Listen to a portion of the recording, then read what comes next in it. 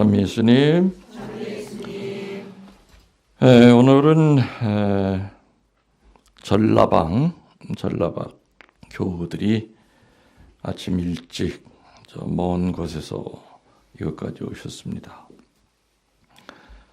그리고 일부 공지가 나갔지만은 우리 유튜브 촬영하시는 분이 좀 병원에 잠깐 입원 중이라 그 대신 오늘 카톨릭 스튜디오에서 와서 실시간으로 지금 미사 또 강론을 보시게 하게끔 도와주고 계십니다. 그래서 우리 카페 신자들도 카톨릭 스튜디오에 들어와서 보시면 되겠고, 들어온 김에 그냥 나가지 말고 구독, 좋아요, 알림 꼭 해주면은 얼마나 도움이 많이 되겠습니까? 오늘 일독서 하신 자매 내용이 뭡니까? 아담과 하와. 아담과 하와가 뭐 어떻게 했다고요? 선악과를 따먹어가지고 그래가지고 자기가 알맹인 것을 알게 되는 이야기. 그런 이야기. 오늘 복음은 예수님을 악마가 광야로 데려와서 세 가지의 시험을 하죠. 첫 번째가 뭡니까? 돌더러 빵이 되보게 해라. 예수님 맘만 먹으면 돌멩이 가지고 빵 만드실 수 있어요? 없어요? 있어요. 그러기 때문에 그게 참 견디기 어려운 유혹이에요. 여러분들은 죽었다 깨도 돌멩이 가지고 빵 못 만들잖아요. 그죠?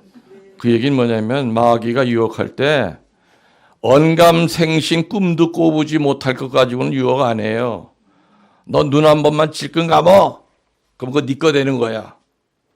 손에 잡힐 수 있는 거. 내가 마음만 한번, 내 양심만 한번 싹 그냥 가리면은 내가 내 거가 될 수 있는 그런 거 가지고 하죠.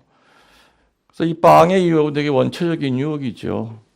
근데 예수님은 더 힘들었을 거예요. 왜냐하면 40일 동안 굶었어. 얼마나 배가 고팠겠어요? 빵 아니라 뭐 풀 가지고도 얼마든지 뭐 잡채도 만들 수 있고 별거 다 만들 수 있을 텐데 뭐. 능력자한테 할 수 있는 걸 가지고 해보라고 하니까 이거 미치는 거지. 거기 안 넘어가려고 하니까. 그래서 항상 명심하셔야 될 것은 마귀는 내가 꿈도 꿔보지 못할 것 가지고 유혹 안 해요. 여러분 가운데 대통령에 대한 유혹 받아본 적 있어요? 우리 바오로 씨 사시면서 나 대통령, 내 죽을 때까지 대통령 한번 돼볼 거야. 그 유혹 받아보신 적 없죠? 없어요.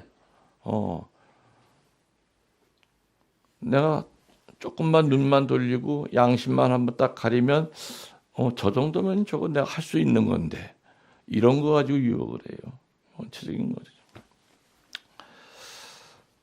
오늘 여러분들이 들은 복음은 제 강론에도 많이 나와 있고, 오늘은 일독서의 내용을 가지고, 물론 이 일독서도 제 유튜브 강론에 들어가면은 구약성서 강의가 42주가 나와 있죠. 42시간. 거기 나왔던 내용이에요. 아시는 분은 알겠지만은 유튜브에 올라가 있는 제 강의가 크게 네 종류입니다. 첫 번째는 주일 미사 가나다, 그다음에 평일 강론, 그다음에 피정 강론 모음, 그리고 구약성서 강의. 그것이 전부 다 폴더로 만들어져 있어요. 폴더로. 그래서 여러분들이 얼마든지 들어가서 구약 성경을 한번 좀 공부해 보고 싶다 하면은 창세기에서도 쭉 이제 나옵니다. 그때 강의할 때 했던 내용도 이제 오늘 내용에 있지만은 좀 더 자세히 이제 부연을 좀 하면은, 오늘 독서하신 자매 오늘 읽은 게 창세기 어디 읽었어요? 2장 7절에서 9절, 3장 1절에서 7. 그거 알고 읽었어요? 두 개가 섞여 있다는 거 알고 읽었어요? 2장이랑 3장이랑 같이? 전혀 의식 안 했죠? 그거 봐. 읽고 나서도 어디에 있는지, 어디에 있었는지를 알아야 되는데, 오늘 일독서는 2장만 얘기한 것이 아니라 2장의 일부, 또 3장의 일부, 아주 중요한 것만 얘기가 붙여놓은 거예요. 그죠? 이게 말씀을 대하는 이게 기본 자세거든. 예. 왜 사순 첫째 주일날 첫 번째 독서가 창세기 2장과 3장의 두 개를 짜집기 해서 이렇게 전 세계 신자들이 오늘 이 독서를 전부 다 읽게 했을까, 듣게 했을까? 결론부터 얘기하면 간단해요. 창세기 지금 우리 들었던 거 2장의 일부, 3장의 중요한 부분, 이거를 모르면은 죄에 대하여 몰라요. 죄가 어떻게 들어왔는지를 몰라. 그리고 구원에 대하여 논할 수가 없어요. 구원에 대해서. 인간 세계에 죄가 들어오게 된 경위와 그리고 죄가 들어와서 그 결과 인간에게 어떤 고민이 생겼는가에 대한 그 경위가 오늘 일독서에 명확하게 나와 있다 이거예요. 그래서 사순 첫째 주일날 첫 번째 성서 말씀이 바로 창세기 2장과 3장을 두 개를 합쳐놓은 거예요.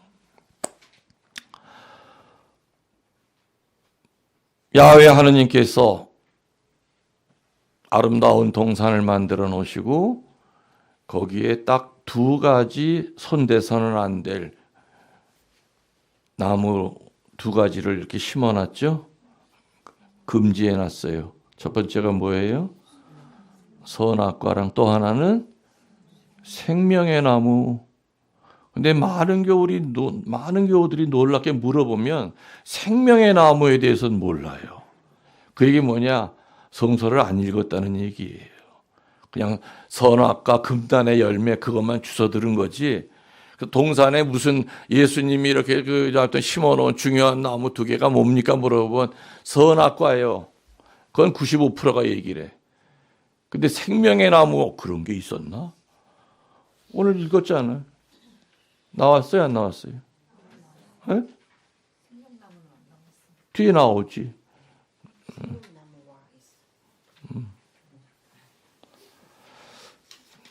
그 두 나무는 따먹으면 안 된다 하고 금지했죠.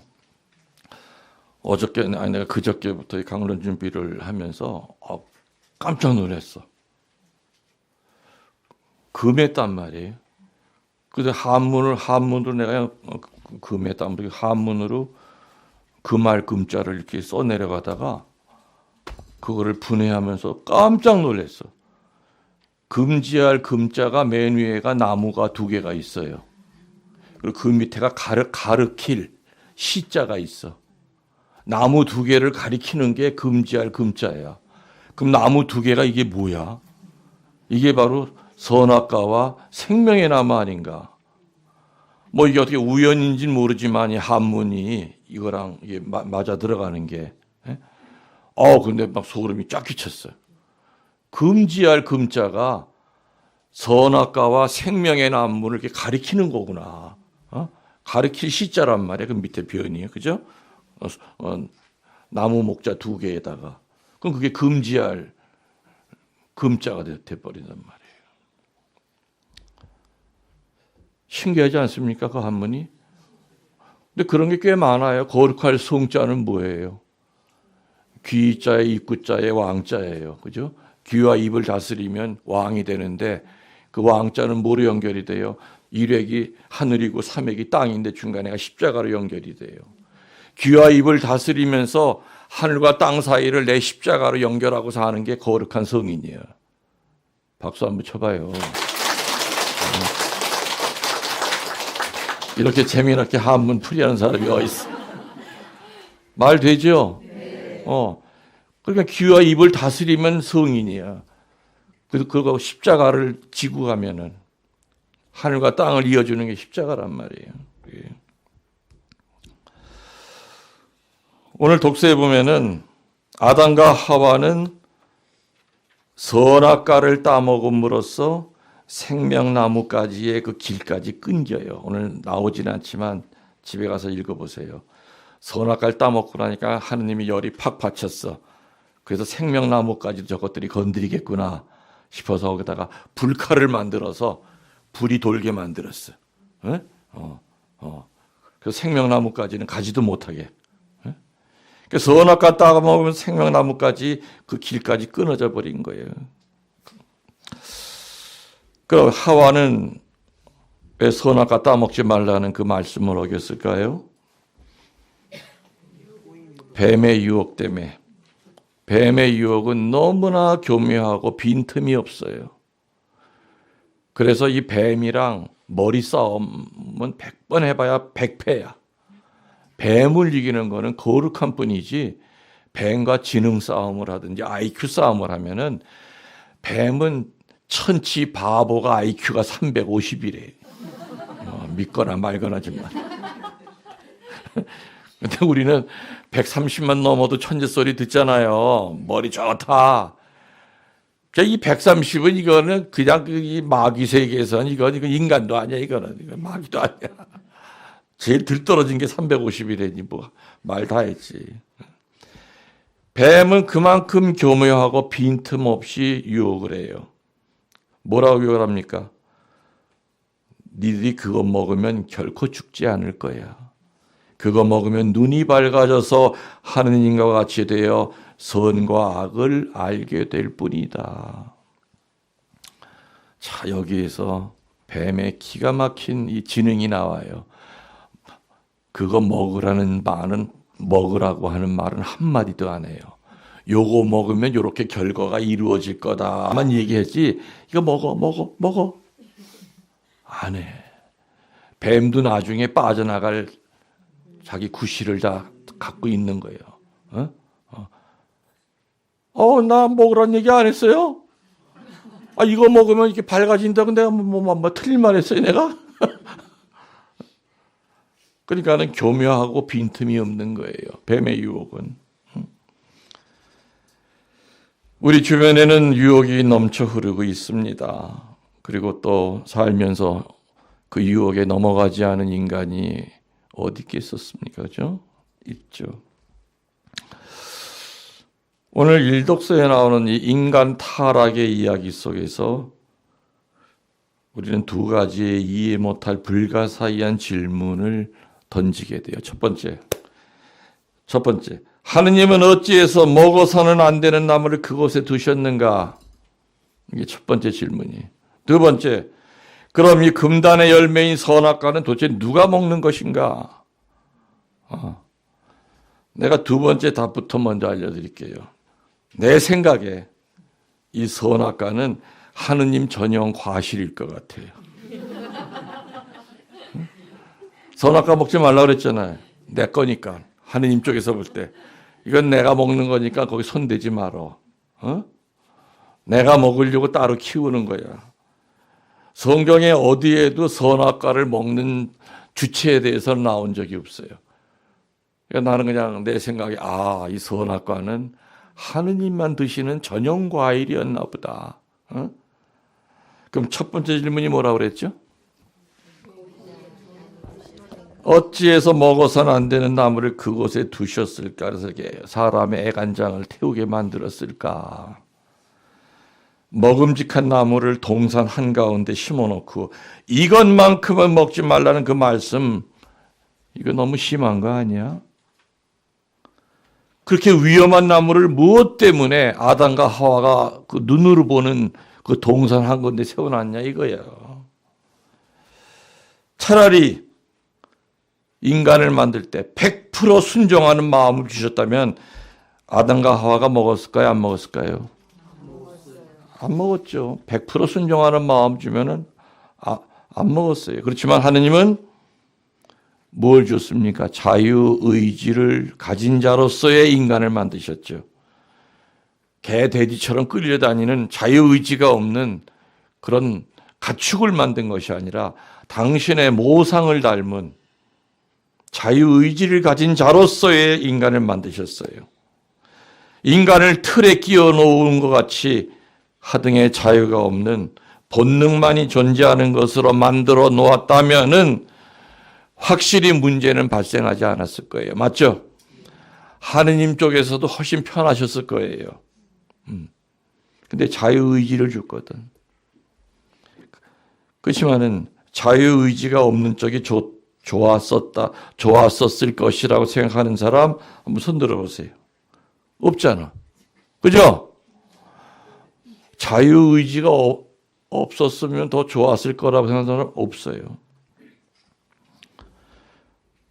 큰 축복을 갖고, 이게 바로 자유의지잖아요. 그런데도 인간은 불평을 해요. 왜 금단의 열매를 거기에 만들어 놨어? 그리고 왜 우리들 이 모양 이 꼴로 몰아갔어? 이렇게 불평불만을 하죠. 여러분, 예를 들어서 상점에서 도둑질한 여인이 뭐라고 궤변을 드러놓느냐? 할 수 없잖아요. 먹고 싶은 거, 입고 싶은 거 이렇게 산더미처럼 쌓여 있는데 어떻게 해요? 상점의 물건은 아무리 산더미처럼 쌓여 있어도 가서 돈을 내고 정당하게 사야 되는 거예요. 근데 이 도둑질한 여인은 배가 고픈데 어떻게 해요? 할 수 없어요. 거기 쌓여 있는 거 뭐 그냥 가져가면 되는 거죠. 이런 심보랑 똑같은 거예요. 선악과의 물을 따먹고 난 다음에 궤변을 늘어놓습니다. 자, 그러면은 그건 그렇다 치고 이 선악과를 따먹은 두 사람이 얼마나 현명해졌을까? 그거 먹으면 분명히 하느님처럼 현명해진다고 그랬죠? 얼마나 현명해졌을 것 같아? 에? 안 했어? 얼마나 현명해졌을 것 같아? 몰라? 우리 김씨 가운데 저렇게 멍한 사람이 없는데.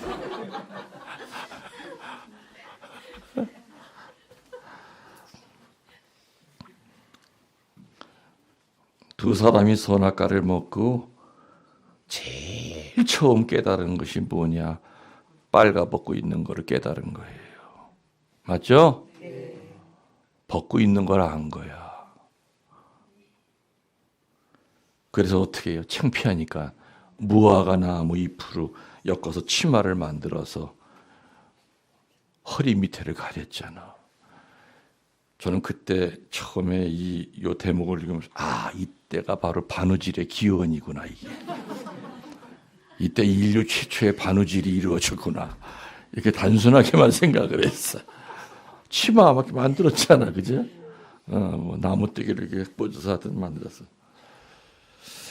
근데 그거는 그냥 나 혼자 생각하는 우스갯 생각이었고, 더 깊이 생각해 보니까 무화과 나무 잎으로 가린 것은 허리 부근이지 가슴과 배는 그대로 드러난 상태예요. 성화 같은 거 봐도 위를 가린 건 없어. 이 밑에만 가렸죠. 그죠? 가슴과 배도 부끄러운 부분이에요, 아니에요? 부끄럽잖아요. 근데 왜 아래만 가렸을까? 선악과를 먹고 제일 처음 깨달은 게 벗었는데 부끄러우면 다 가려야지. 젖꼭지에도 이파리 하나, 이것도 이파리 하나, 배꼽에도 하나. 무화과 나무 잎으로. 저거 다 10장은 필요한데. 근데 왜 밑에만 가렸을까? 미우라라고 하는 일본의 유명한 성서학자는 그런 얘기를 했어요. 성과 관계가 있을 것이다. 하느님과 같이 현명해지고 싶어서 먹었는데 먹는 순간 성이 부끄러워진 거예요. 또 구로사키라고 하는 구약 학자는 난 오히려 이 사람 말에 동의를 더해요. 자유의지로 지배하지 못할 최초의 부분이 바로 성적인 부분이다. 제가 가끔 그런 얘기 했죠. 이 성욕은 괴물과 같다고 그랬어요. 성욕과는 절대 싸워서 이길 수가 없어. 그래서 내가 그 얘기 하잖아요. 에집트로 팔려간 요셉이 보디발의 아내가 자꾸 유혹을 하잖아요.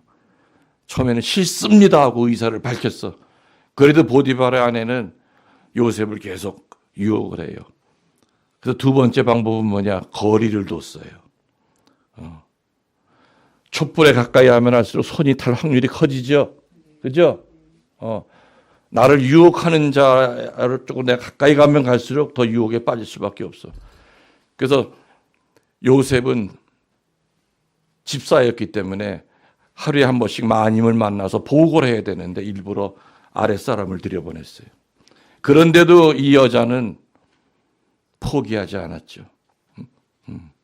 그래서 마지막 어떻게 해요? 침대로 끌고 들어가. 그래서 보디발에 그래서 요셉은 겉옷을 확 벗어버리고 도망쳤어요. 나중에 주인이 돌아오니까는 여보 세상에 저 좋은 놈이 나를 겁탈하려고 했어 하면서 감옥에 끌려가잖아요. 그래서 성적 유혹의 세 번째는 멀리 도망치는 거예요. 여러분들 주님의 기도 가운데 우리를 유혹에 빠지지 않게 하시고 나오죠. 그거는 유혹이 저 앞에 있을 때 하는 기도지 이미 내가 유혹의 한가운데 들어와 있을 때는 그 기도할 시간 없어. 36개 주랭랑을 쳐야 돼. 예? 예. 그래서 저는 성서 강의를 할 때 우리가 이 괴물 같은 성적 유혹을 이길 수 있는 것은 첫 번째 의사를 분명히 밝혀야 됩니다. 싫습니다라고 하는 그 단 네 마디의 단어는 작지만 큰 힘이 있다. 그거 가지고 안 될 때는 멀어져야 된다. 나를 유혹하는 사람은. 세 번째는 도망을 쳐야 된다. 근데 이 세 가지를 완벽하게 했다 하더라도 마지막 네 번째가 없으면 안 돼. 그 네 번째 뭐냐? 하느님에 대한 두려움이 있어야 돼요. 디모르데이. 하느님에 대한 두려움은 그 사람의 그 욕망을 가라앉혀줘요. 지금 내가 입에 달라고 내가 이 유혹에 빠지면 나중에 하느님 얼굴 내가 어떻게 볼꼬. 하느님에 대한 그 거룩한 두려움은 폭풍같이 일었던 이 성욕을 가라앉혀줘요. 가라앉혀줘요, 그것이. 그래서 아담과 하와가 제일 먼저 자기의 치부를 가린 것은 자유의지로 통제하기가 제일 어려웠던 것이 바로 이 성이 아니었겠는가 하는 그런 학자들의 의견에 좀 더 전적으로 동감을 합니다. 그것이.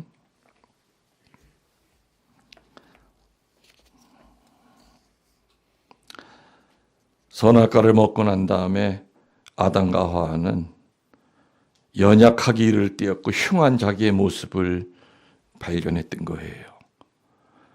신세계가 열릴 줄 알았거든. 아이고 부끄러워. 창피한 것만 계속 나타나. 하느님 같아지기는 고사하고 창조주 하느님과는 근본적으로 다른 자기 자신을 컨트롤하지 못하는 비참한 자기 자신을 발견하게 된 거예요. 그래서 아담과 하와는 선악과를 먹고 난 다음에 행복을 느낀 것이 아니라 비참함을 느꼈어요. 여러분들 잘 들으세요. 인간이 선악을 안다는 것은 뭐냐?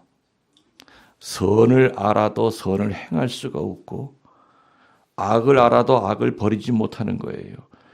근데 원래는 선악을 안다고 하는 것은 선을 알면 선을 행해야 되는 거고 악이 무엇인지를 알면 악을 철저하게 물리쳐야 되는 것이 선악을 아는 것에 대한 정의인데 아담과 하와는 또 그 후에 우리 인간들은 반대로 살아요. 뭐가 선인지 악인지 우리 알죠?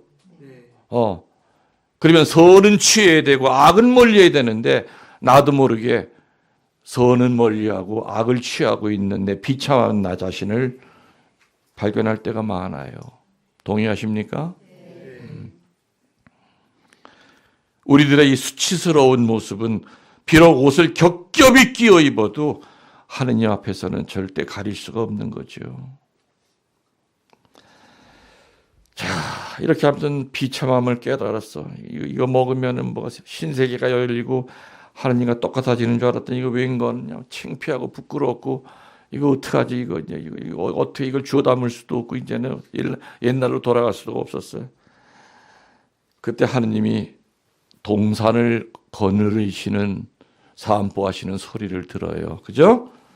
듣고 제일 먼저 나무 뒤로 숨었다. 만일에 선악과를 먹고 하느님과 같은 마음이 되었더라면은 숨을 필요가 없는 거였죠. 근데 숨었어요. 그 숨는 거를 보고 지들이 숨어봐야 예수님, 하느님이 그거 몰라? 요만한 나무 뒤에서 이렇게 숨어봐야 뭐 그냥 배도 튀어나오는 거 보이고 엉덩이 튀어나온 것도 다 보이는데 하느님 뭐라고 그래요? 네가 어디에 있느냐 물었어요. Where are you? 그랬어요. 어디 있는지 몰라서 묻는 게 아니라 장소를 묻는 게 아니라 도대체 어떤 상태가 됐길래 날 보고 피하느냐? 어떤 상태이길래 나를 보고 피하느냐? 너 어저께까지만 하더라도 내가 여기 산보하면 쫓아나왔잖아. 우리 같이 걸었잖아.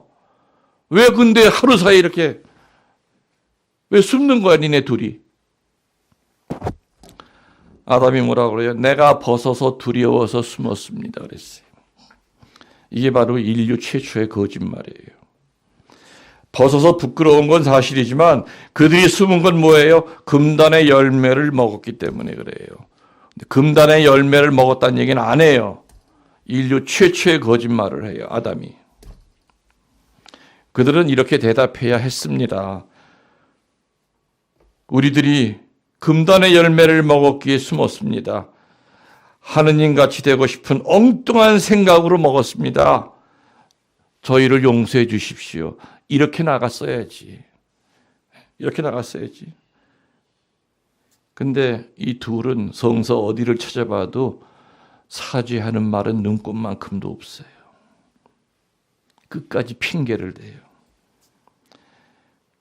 둘은 선과 악을 분별하게 되었고 사죄해야 할 것을 알고 있었지만은 그 선을 행할 힘이 없었던 거예요. 우리들도 선과 악을 알아요, 살면서. 그렇지만은 선을 행할 힘이 없기 때문에 그냥 악에게 굴복할 때가 많아요. 아담과 하와 이야기에는 어디를 찾아봐도 사죄, 용서 청한다는 단어가 안 나옵니다. 책임 전가와 핑계로 급급해요. 왜 그거 따먹었느냐 그랬죠? 했더니 아담이 뭐라 그래요? 하느님이 짝지어 주신 저희의 펜네가 난 정말로 먹기 싫었는데 정말 안 먹으려고 그냥 했는데 까가지고 입에다 쏙쏙 집어넣어주는데 제가 어떻게 안 먹습니까? 하느님이 짝지어줬다는 하느님까지 원망하는 거예요. 왜 저런 쓸데없는 여자를 나 혼자서도 잘 살고 있었는데 왜 내 갈비뼈를 하나 빼가지고서는 갈비도 아파 죽겠는데 하느님이 짝지어주신 저 여자가 먹으라고 해서 하면서 하느님과 하와에게 핑계를 돌려요. 더 나아가서는 자기를 만든 그 하느님을 원망하는 거예요. 하와를 만들어서 짝지어준 그 하느님을 원망해요. 왜 쓸데없이 저런 여자 만들어서 내가 이 지경에 빠지게 만듭니까? 또 하와한테 물으니까 뭐라 그래요? 하와는? 그치. 뱀에게 속았다고 해요. 어디를 봐도 잘못했습니다.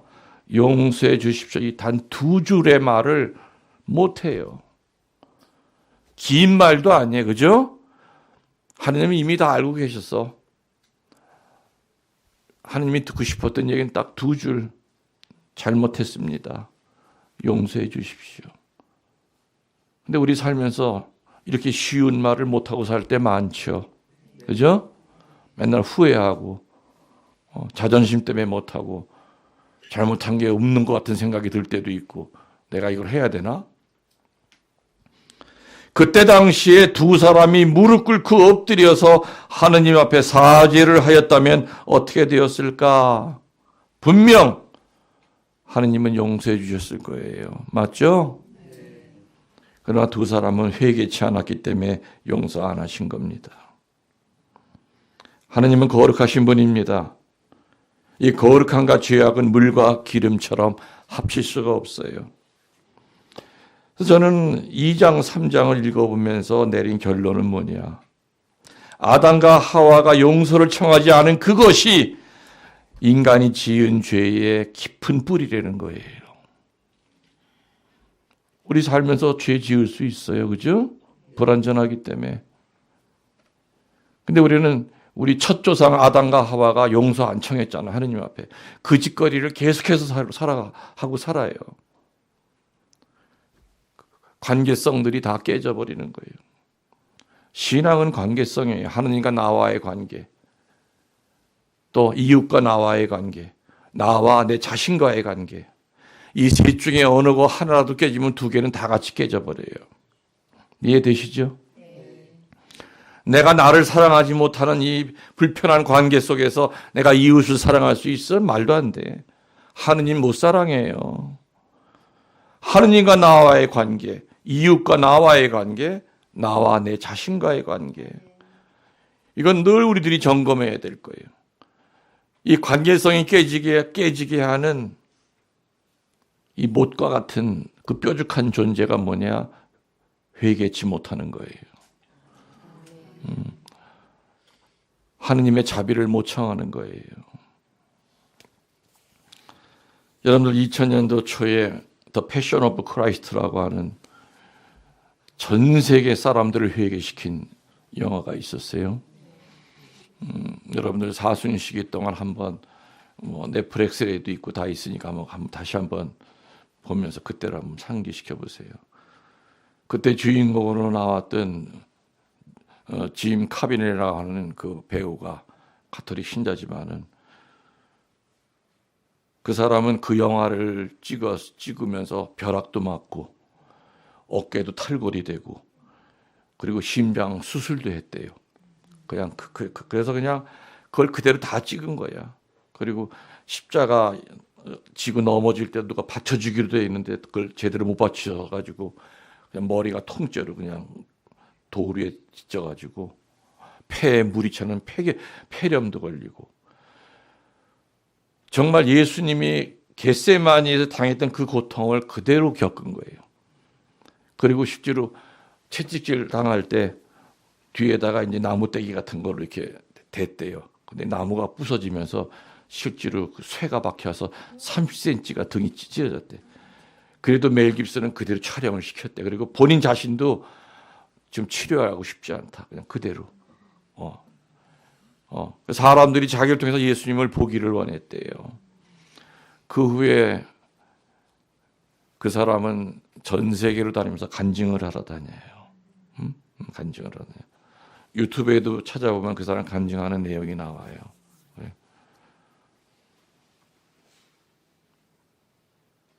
자기는 정말로 예수 그리스도, 사람들이 그분이 그런 얘기를 해요. 내가 여러분들에게 하듯이 어디 교회인지 큰 데 가가지고 오늘 여러분들은 선택받아 오신 겁니다. 오늘 여러분들은 딴 데 가실 수도 있지만 오늘 여러분들은 이렇게 오신 거는 우연이 아니라 선택받은 겁니다. 내가 늘 그 얘기하죠. 여기 온 거 그냥 겉으로 보면 인간이 계획하고 차 타고 온 것처럼 보이지만 하느님이 불러내야만 이 자리에 앉을 수 있어요. 부르셨으니까 하실 얘기가 있고 주실 게 있겠죠. 그죠? 그래서 그 양반은 그때 그 영화 이후로는 영화 촬영을 안 해요. 그리고 전 세계로 간증을 하러 다녀. 그때.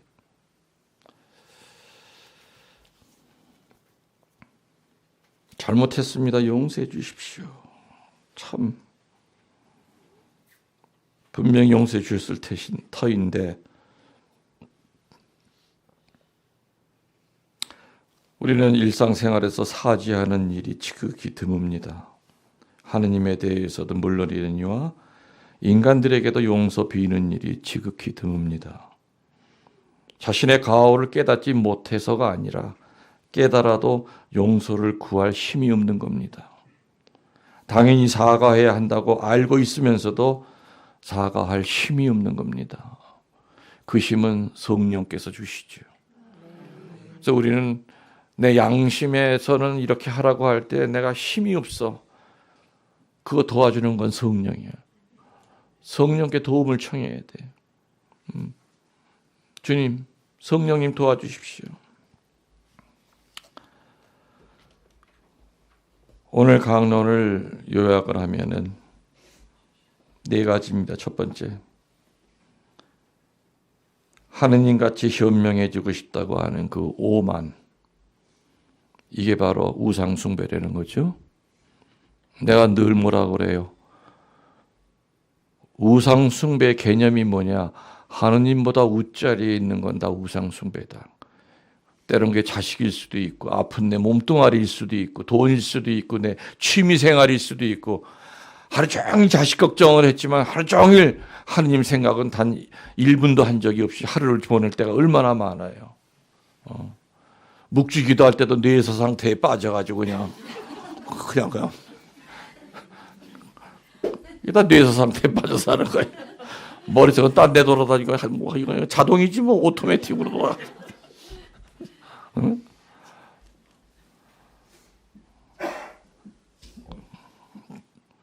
하느님같이 현명해지고 싶다고 하는 이 오만이 얼마나 큰 죄라는 것을 오늘 독서에서는 알려줍니다. 두 번째, 하느님 말씀에 순종하지 않는 불순종의 죄. 그죠? 이게 두 번째 교훈이에요. 세 번째는 뭐냐? 하느님에게 용서 청하지 않았다는 영적 무지. 저는 하느님께 용서 청하지 않는 걸 영적 무지라고 좀 표현해요. 무지하기 때문에 용서를 안 청하는 거예요. 그 진카비네가 그런 얘기를 합니다.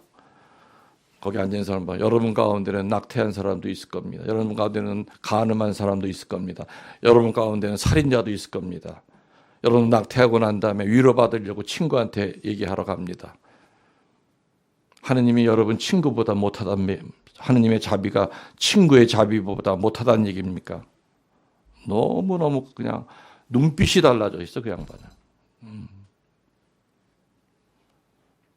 그리스도가 된 거예요. 그냥 하느님 그 안에 오신 그런 모습으로. 마지막 네 번째는 책임을 지려고 하지 않는 책임전과의 죄. 그래서 이 아담과 하와의 이 4가지 죄, 첫 번째는 오만의 죄, 두 번째는 뭐예요? 불순종의 죄, 세 번째는 영적 무지의 죄, 마지막 4번째는 책임 회피의 죄. 이 4가지의 유전자가 불행하게도 그 후손인 우리들한테도 그대로 다 전해 내려오고 있어요. 그죠? 아담과 해와가 하느님이 했던 그 짓거리를 우리들도 그대로 하고 살아요.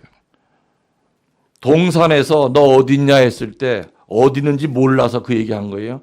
너 창녀집에 갔다 온 거 내가 다 알아. 다 알고 있어요. 어디 있는지. 네 상태가 어떻길래 왜 날 보고 피하니? 그래서 때 우리는 그냥 무릎을 꿇는 수밖에 없어. 잘못했습니다. 용서해 주십시오. 하느님의 자비는 여러분들이 세상에서 받는 그런 자비랑 비교가 안 되죠. 여러분들은 늘 확신에 차야 돼요. 하느님은 우리를 지옥에 보내시는 분이 아니에요. 지옥은 우리가 선택하는 거예요. 맞아요, 틀려요? 어떻게든지 그분은 천국으로 보내려고 하셔요. 지옥 가는 거는 우리가 선택한 거지 그분이 우리를 지옥으로 보내는 거 아니에요. 한 사람도 지옥에 가길 원치 않으세요. 우리의 선택 때문에 그래요. 하느님 우리를 사랑하고 계심을 믿어야 됩니다. 그리고 우리 모두 나중에 천국에서 또 다시 만나야 될 것을 또한 믿어야 됩니다. 사순일주 창세기로서 사순절에 문을 열었습니다. 오늘 들은 얘기 또 그 다음 얘기를 더 듣고 싶으시다면 여러분들이 유튜브 들어가서 구약성서 강의를 들으시면은 아마 여러분 사순절 지내면서 도움이 많이 될 거라고 생각이 듭니다. 우리의 신앙을 고백하겠습니다.